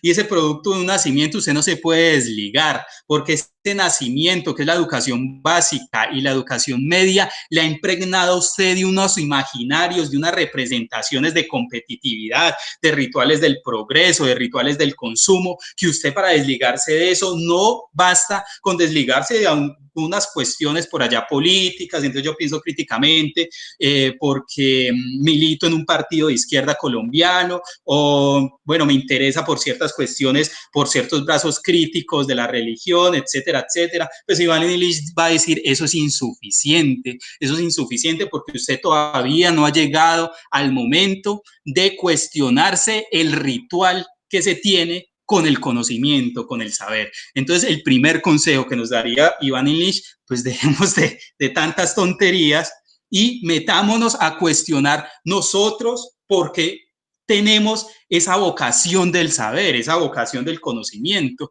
Y si eso que se nos viene como saber y conocimiento, ¿qué está significando? Significa para nosotros tener más capital cultural con el cual, bueno, sí, ser más llamativo para el sexo opuesto, para eso estudiamos, para eso tenemos más saber, o tenemos más saber para tener cierto acceso económico y comprarnos un montón de cosas. ¿Para qué es el saber? ¿Para qué es el conocimiento? O tenemos el conocimiento para mostrarlo como vitrina en nuestras redes sociales. Pues Iván Illich va a decir no, pues el conocimiento, para que usted sepa para qué es el saber y el conocimiento, pues primero tiene que romper con todas esas ritualizaciones. Entonces nos va a decir Iván Illich que solo la generación que se críe sin escuelas obligatorias será capaz de recrear la universidad. Entonces imaginemos nosotros una universidad hecha por Saramago, hecha por Caicedo, por Estanislao Zuleta, por este chileno, ¿cómo es que se llama? Este escritor chileno, escribió mucha obra, mucha novela mexicana, Bolaños de apellido, el hombre que está fumando allí. Imaginemos una universidad creada por autodidactas, personas que en verdad, diría Iván Illich, han roto ese contacto del conocimiento.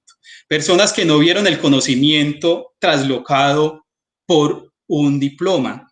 Personas que el conocimiento lo colocaron a disposición de un montón de cosas, menos para su reconocimiento personal. Entonces, todas las personas que vemos en pantalla, desde Saramago, desde Caicedo, Estanislao Zuleta, desde Bolaños, dejaron la universidad. No dejaron la universidad, dejaron la escuela. Su proceso fue esencialmente autodidacta. Rompieron con esa ritualización y con esos imaginarios que para saber es necesario una institución, que para saber y tener conocimiento es necesario un maestro. Rompieron con ello y para Iván Illich, pues Iván Illich no conoció a Estanislao Zuleta, ni a Caicedo, ni a nadie de estos. Pero sí nos centra en la idea de que solamente estas personas capaces de haber quitado esa ritualización con el saber van a ser las capaces de fundar la universidad. No las personas que no han roto con esa ritualización y que van a terminar perpetuando esos vicios que se han empezado a generar desde las instituciones de educación superior. Ya lo diría Tarantino. Tarantino dijo, yo nunca estudié cine, simplemente fui a cine. Simplemente fui a ver películas y me convertí en director. Bueno, obviamente esto hay que verlo con un montón de matices importantes. Entonces, ¿qué más mitos bajo una ritualización? Si decimos que hay algún ritual, si nosotros decimos que hay un ritual para la muerte, es decir, nosotros vamos y, no sé, rezamos la novena durante 9 noches, cuando se muere un familiar, un ser querido, y rezamos la novena de las ánimas 9 días, eso es un ritual de la muerte, casi, del deceso. Pero si existe ese ritual es porque existe un mito. Y el mito, de alguna manera, el ritual, veámoslo como así, de la siguiente manera, el ritual es el camino que recorre las comunidades y las personas para llegar al mito. Entonces, acá el primer mito, que ya lo hemos manifestado anteriormente, va a ser el mito de los valores institucionalizados. Entonces, de alguna manera, vean lo que está subrayado, una vez que hemos aprendido a necesitar la escuela, todas nuestras actividades tienden a tomar forma de unas relaciones de clientes respecto de otras instituciones especializadas. Entonces, eso es el primer mito que de alguna manera va a justificar esa ritualización, que va a ser la ritualización de empezar a escolarizarnos y empezar a tener cada vez más la necesidad de escolarizarnos más. El siguiente mito es el mito de la medición de los valores. Desde el inicio, desde cuando nosotros iniciamos nuestros procesos muy informales, si se quiere, de educación en el seno familiar, nosotros nos encontramos con criterios de medición, de cuantificación del saber. Acá el que más sabe, lastimosamente, es el que más acumulación tiene de títulos, por ejemplo. Si usted no tiene título, pues difícilmente va a tener unos procesos de reconocimiento al menos. Entonces, todo es medir. Estudiamos para tener 5 en el parcial. estudiamos, hacemos una tesis para tener también un reconocimiento que va a ser cuantificado, es decir, que se va a cuantificar por allá futuro de cuántos reconocimientos tengo yo. Entonces, todo esto se va a mostrar ¿qué? En unas representaciones, en objetos. Entonces, lo que va a hacer esta ritualización y estos mitos anclados a la institucionalización es nosotros tener un falso, primero un engaño de tener cierto saber o conocimiento sustentado en ciertos objetos o porque hemos pasado por procesos formales de institucionalización, y por el otro va a empezar a generar cierta no contraparte, pero va a tener una reacción concreta que va a ser la justificación cada vez más. Entonces, ahora es impensable para la sociedad de que no existan universidades, es impensable para la sociedad de que no exista colegios, como también es impensable que no exista policía, como también es impensable que no existan mercados, etcétera, etcétera. Y no porque eso siempre ha estado significa que está bien y que sea el orden natural de las cosas, no, porque recordemos, esto es un proceso ritual, esencialmente ritual, y como todo ritual tiene sus adeptos y como todos sus adeptos tienen sus funciones. Este es el otro mito, el mito de los valores envasados, el distribuidor profesor. Acá ya no somos el religioso, el clérigo, acá ya estamos siendo contratados por si se quiere, por una fábrica, por una farmacia que distribuimos cosas, entrega el producto terminado al consumidor alumno, cuyas reacciones son cuidadosamente estudiadas y tabuladas. Acá hay una crítica tajante, brutal, profunda a las investigaciones en educación, a fin de proporcionar datos para la investigación que servirán para preparar el modelo siguiente que podrá ser desgraduado. Acá hay un factor fundamental como crítica a la investigación, y es que la crítica a la investigación, perfecto, tenemos una investigación que supuestamente va a generar conocimientos nuevos, saberes nuevos, y está contribuyendo a la academia, y de alguna manera eso se va a ver patentado, entonces eso va a significar un número, que eso lo van a publicar en una revista indexada, entonces eso se convierte en un número, entonces el saber suyo no es el saber que ha generado, sino el número de publicaciones que ha realizado, un montón de cosas, pero en el contexto de la investigación educativa se vuelve algo mucho peor, porque si los que están investigando, si no han roto con ese ritual, van a empezar a producir instrumentos para que se afiance mucho más ese tipo de ritualización y de dependencia institucional. Entonces, de alguna manera, si Ivan Illich viera todas las investigaciones educativas que se han venido desarrollando, hasta las que se han desarrollado partiéndose de las teorías de él, pues diría, este tipo de investigaciones lo que han hecho es agudizar estos criterios de dependencia. Entonces, de alguna manera, lo que diría Ivan Illich, han hecho es reproducir el problema. Y acá tenemos el mito del progreso que se perpetúa a sí mismo. Entonces, recordemos que nosotros, cuando nos metemos por allá en la academia, cuando de alguna manera le hablamos a nuestros primos, a nuestros hermanos, a nuestra mamá, a nuestros padres, imagínense que me aceptaron en la universidad, voy a iniciar la carrera, la que sea, etcétera, etcétera. Ahí nosotros estamos dando un paso, y el primer paso es el sentirnos adeptos de esa gran religión que sería el progreso.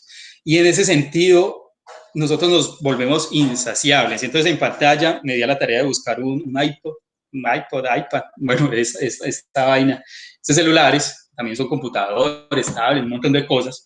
¿Y qué hace? Es muy similar uno ver una persona que hace un montón de filas para comprarse el último iPad, etcétera, etcétera, con un estudiante universitario, casi que somos iguales, sino que el consumidor del iPad está buscando el iPad 9, el iPad 12 o 13, y nosotros estamos buscando el doctorado, nosotros buscamos la especialización, nosotros buscamos la maestría, y de alguna manera ese tipo de mito de progreso, que yo estoy progresando, entre más títulos acumule, solamente lo que va a llevar es perpetuar esa dependencia, que esta clase aburridora que les estoy orientando hoy por hoy solamente se resumiría en dependencia a las instituciones. Lo que les venía comentando, el juego ritual y la nueva religión mundial, ya tenemos un panorama importante, y es que Max Weber, que es uno de los que inicia esa crítica a la modernidad, Él tiene un libro que se llama La ética protestante y el espíritu capitalista, y de alguna manera lo que nos muestra es esa relación que hay entre el imaginario y las creencias o los dogmas de la religión cristiana en contraposición a la religión protestante, y cómo esta tiene una vinculación, si se quiere, muy íntima con el tipo de economía que se tiene. Es decir, los países desarrollados, en conclusión, son los países que tienen una religión protestante, y los subdesarrollados son los que tienen una religión católica. Esto es un concepto de trabajo, en fin.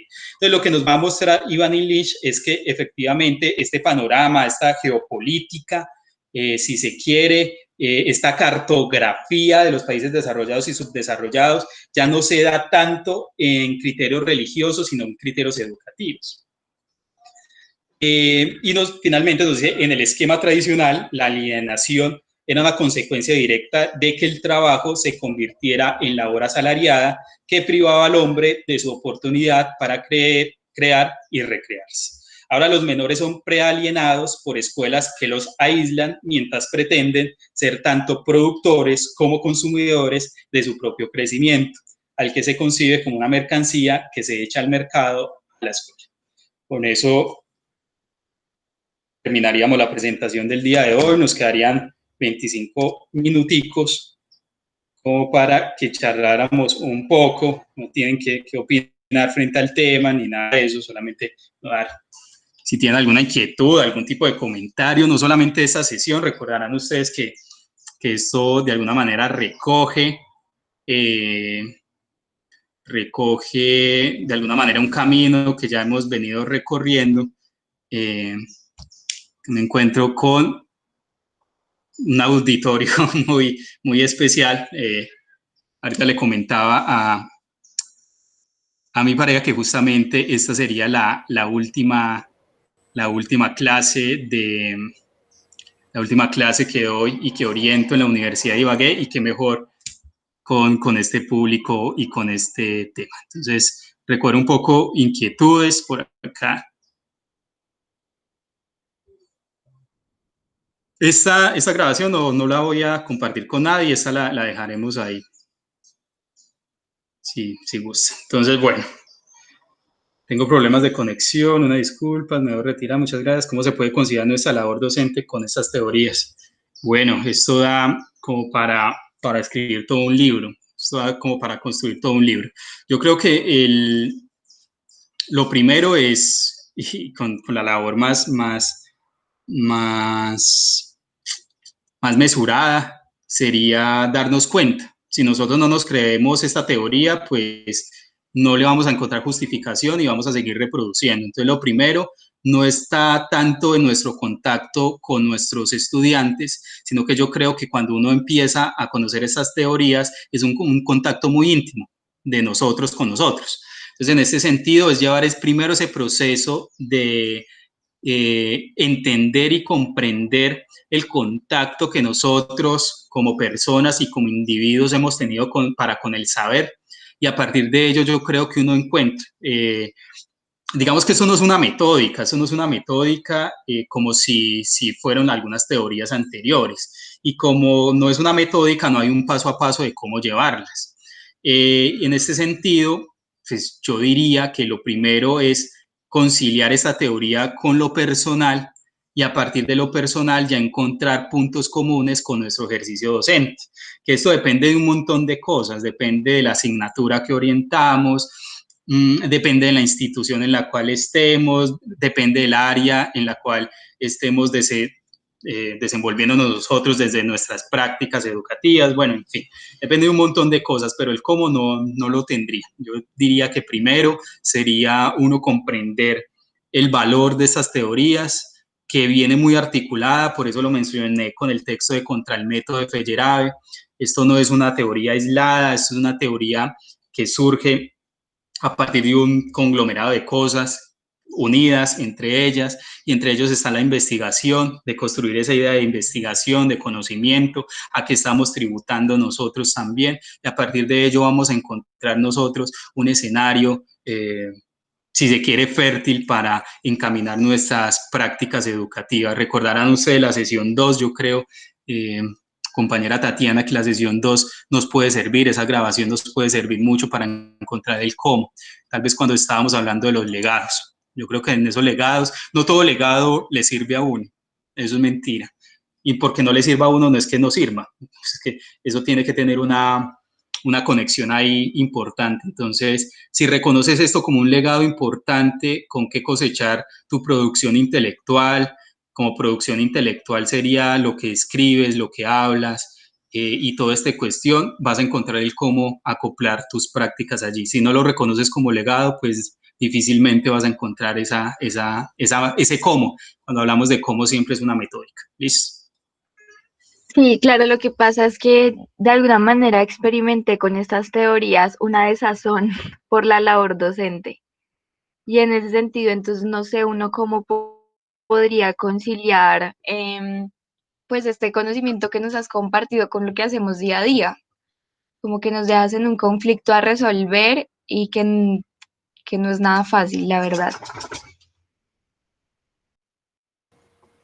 No, yo creo, perdón, profe, dile tú. Dale, perdóname, Gina. Sí, yo creo que, bueno, sí, como bien lo señalé, es complicado. Este tipo de teorías, por eso ha sido tan ocultada, tan invisibilizada, tan poco mencionada y este tipo de cosas.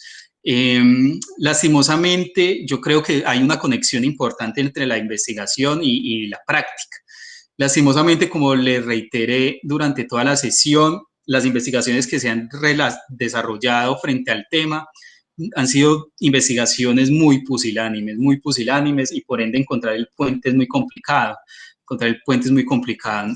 Sucede más diferente cuando un grupo de académicos sabe entender el legado, sabe leer el contexto, nos traen estas teorías ya contextualizadas y de alguna manera el proceso de asimilación es mucho más sencillo. A nosotros nos toca muy complicado porque no hay un escenario previo, preconcebido, investigativo, y por ende el contacto es entre la teoría descontextualizada con nuestra práctica. Entonces, claro, encontrar un punto que concilie eso es muy complicado, muy complicado. Sin embargo, pues bueno, ya nos lo recordó Silvio Rodríguez. He decidido hablar de cosas imposibles porque de las posibles se habla demasiado. Por eso quise terminar con esta sesión, no porque no se haya encontrado ese puente entre teoría e investigación, no quiere decir que nos alumbre cosas. Pero sí, es necesario nombrar y yo creo que los primeros cambios surgen en nombrar cosas. Para que existiera el voto femenino, creo que primero tuvo que existir personas que dijeran que no es normal que las mujeres no votaran, que no fueran sufragistas. Entonces yo creo que partir del nombrar las cosas y de difundirlas, yo creo que es un camino importante. Ahora bien, que esto se lleve totalmente a la práctica, esto no lo creo ni en el futuro más lejano, en realidad no lo creo. Pero al menos sí tomarlo como un criterio individual. Sí, compañera Jean.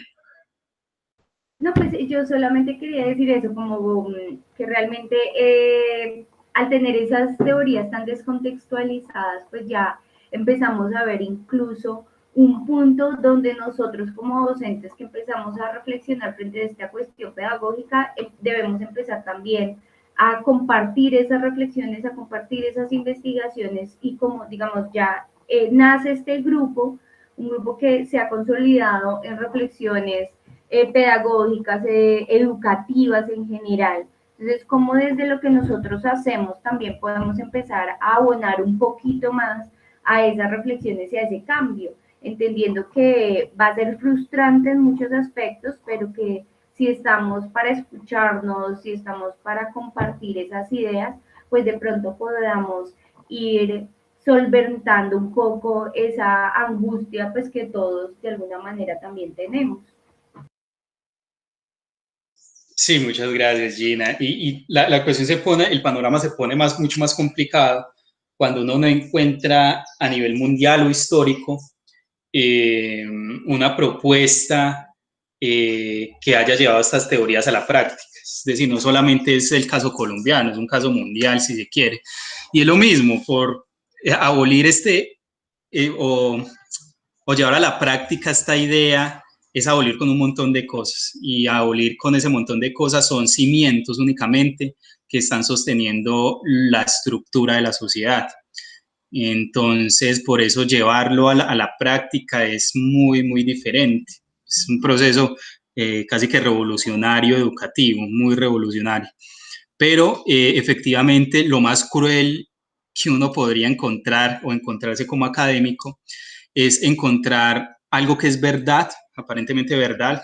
Recordarán ustedes que la verdad no existe, algo que es verdad y que nunca va a cambiar. Es decir, conocimos esta teoría, eh, conocimos este tipo de perspectivas, de enfoques, nos convencemos, efectivamente suena convincente, esto va a llevar a un fracaso grandísimo, es perpetuo a los fracasos, pero ¿qué se hace? No se puede hacer mucho. Entonces, ese tipo de no se puede hacer mucho es lo que genera la nostalgia. Y recordarán a ustedes que, bueno, en criterios personales, yo no concibo investigaciones que partan del buen deseo. Yo concibo investigaciones en las ciencias sociales, en particular en las ciencias de educación, que parten de una nostalgia grandísima. Y es una nostalgia que de alguna manera nos acerca, o es como intentar que se bese la nostalgia con la utopía. Y a partir de que se besa la nostalgia con la utopía, nosotros podemos proyectar desarrollos importantes teóricos e investigativos. Si no florece la nostalgia, difícilmente vamos a transformar alguna cosa partiendo de nuestras investigaciones, porque voluntad no. Y igualmente nuestras prácticas. Es una idea al menos mía, pero pues eso bajo todo lente sería debatible, claro está. Pero creo que esto sirve al menos para aumentar la desazón, la nostalgia, el desasosiego, diría Pessoa, y recordarán a ustedes que lo necesario para el desasosiego, según Pessoa, es vomitar. Ese desasosiego que nos genera, nos sentimos variados, sentimos un nudo por dentro, y lo primero que hacemos es vomitar. ¿Nosotros qué vomitamos? Ahí está el punto, ahí está nuestro punto. ¿Cómo convertimos ese desasosiego en vómito? ¿Y qué impacto va a tener ese vómito? Suena muy, muy, muy cochino, pero pues así se menciona al menos desde Pessoa.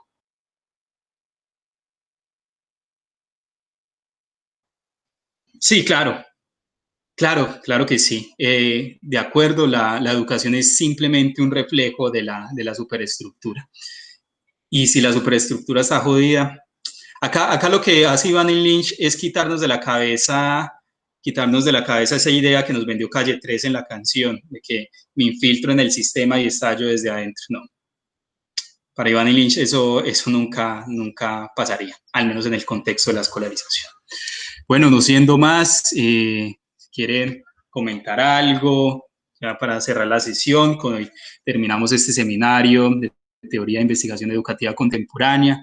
He intentado conciliar muchas cosas, conciliar de lo que yo creo, de lo que no creo tanto, pero conciliar algo que también es necesario, aunque no crea mucho en ello, es necesario que dárselos a conocer, intentar conciliar esas dos cuestiones de teoría e investigación que no es muy sencilla, intentar abordar seriamente estos contenidos, que tampoco es fácil, y pues intentando también llevar este consenso entre esas concepciones teóricas, e intentar dejar un poco cómo la teoría no es aquietada, cómo la teoría moviliza, y la teoría nos debería movilizar.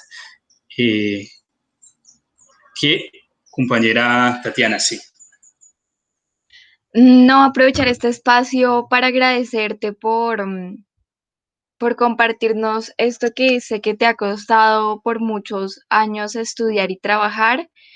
Es verdaderamente un honor ser una alumna de tu última clase y creo que la virtualidad trajo muchas dificultades, pero también nos trae algo muy positivo y es que tendremos para la posteridad tus grabaciones y tendremos la posibilidad de estar revisando y revisando esto cada vez que surja algo en nuestra práctica. Y también agradecerle a la compañera Gina, que siempre estaba como muy atenta con comentarios, preguntas. Creo que te pusiste la 10 como estudiante todo el tiempo y de alguna manera hiciste que no se notaran tanto los estudiantes vagos como yo, que a veces no tenían ni siquiera la oportunidad de revisar las grabaciones. Entonces, que también sea el merecido reconocimiento para Gina, que estuvo muy, muy atenta a estas sesiones. Nos enriqueciste mucho con tus preguntas y comentarios. Eso era lo que yo quería decir antes de que termináramos la sesión. Mil gracias, profesora Tatiana. Yo creo que las palabras tienen una fortaleza fundamental y un peso fundamental frente a la persona que lo nombra. Y bueno, recibir esa voz de reconocimiento de tu parte no es cualquier cosa, es algo muy significativo, muy valioso. Muchas gracias, sé que significa mucho. Y en torno a la profesora Gina, pues hacerle el reconocimiento público. Acá voy a colgar al lado de nuestra pizarra, voy a colgar la foto de Gina como estudiante insignia del semestre. Ahí la pueden ver, es ella. Acá la vamos a colgar al lado de el tablero. Adelante, compañera. No, yo quería agradecerte también, Jair, porque cada vez que te escucho es como me vuelas la cabeza. Hablando de metodologías también de educación, yo nunca pensé que teniendo esta virtualidad y escuchar un seminario sin alguna actividad, yo dije, uy, va a ser un poco denso.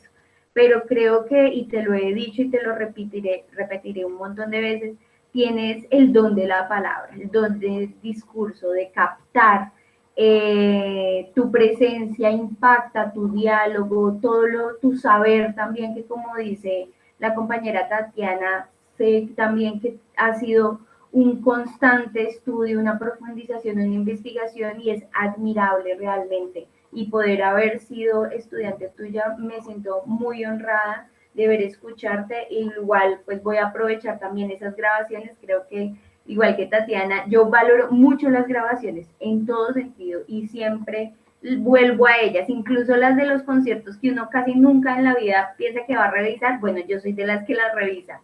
Y aún más de estos procesos educativos porque si bien son muy de un concepto, pienso que la misma experiencia cada vez te va abriendo y te va profundizando más en esos conceptos, vas entendiendo y abarcando otras cosas. Entonces, realmente quiero agradecerte, quiero agradecerle a Tatiana también, porque creo que hemos sido buenas escuchas y Tatiana ha sido un ejemplo para mí también en esos procesos de escucha.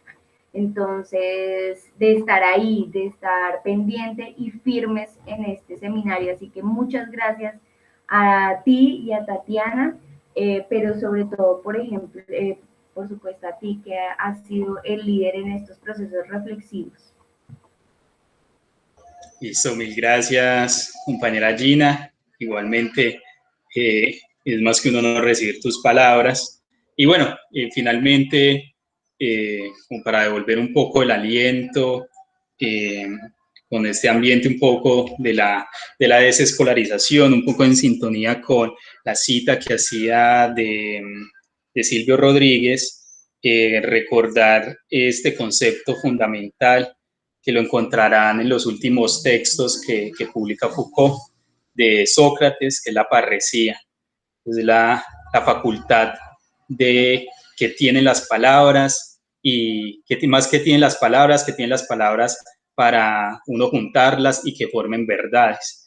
Y recordemos que la parresía, gracias a Sócrates, quien fue el primero que murió por la verdad, las cosas hay que decirlas, la verdad hay que enunciarla, y eso es lo único que nos queda, eso es lo único que nos queda, que no es menor. Yo creo que es muy, muy honrado uno tener como esa concepción de narrar la verdad, que es básicamente la verdad. Cuando no hay verdad, la verdad es lo que uno siente y punto, eso sería todo. Así las cosas, el acto pedagógico sería un acto de sentir la verdad, y la verdad se construye también con contenido. No siendo más, mil gracias, nos pudo cerrar mejor el seminario, y nos veremos luego pronto. Quizás. Que estén muy bien. Y gracias. Hasta luego. Hasta luego, que estén bien. Buen almuerzo. Buen almuerzo.